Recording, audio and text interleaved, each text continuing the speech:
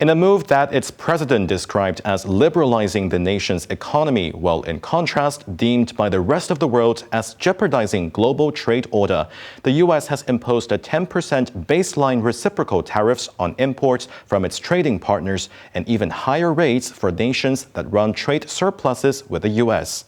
Among these, China faces the steepest hike, with a new 34% tariff bringing the total duties on Chinese goods up to 54%. Cheryl Yun has the details. The fresh set of tariffs were introduced on what Trump called Liberation Day for the U.S. as he pledged to reorganize the global economy. Trump said the U.S. has long been ripped off in international trade, but he promised that those days are over. For decades, our country has been looted, pillaged, raped, and plundered by nations near and far, both friend and foe alike. But such horrendous imbalances have devastated our industrial base and put our national security at risk. I don't blame these other countries at all for this calamity. I blame former presidents and past leaders who weren't doing their job. They let it happen.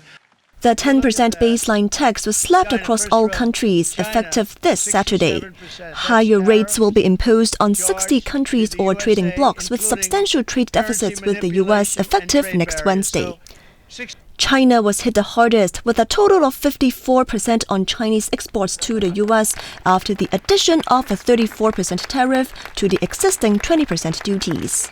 And again, I have great respect for President Xi of China, great respect for China, but they were taking tremendous advantage of us. Meanwhile, the European Union will be hit by 20% tariffs, Japan will be charged 24%, and South Korea will see a 25% tariff increase. ASEAN countries like Vietnam and Cambodia face even higher tariffs.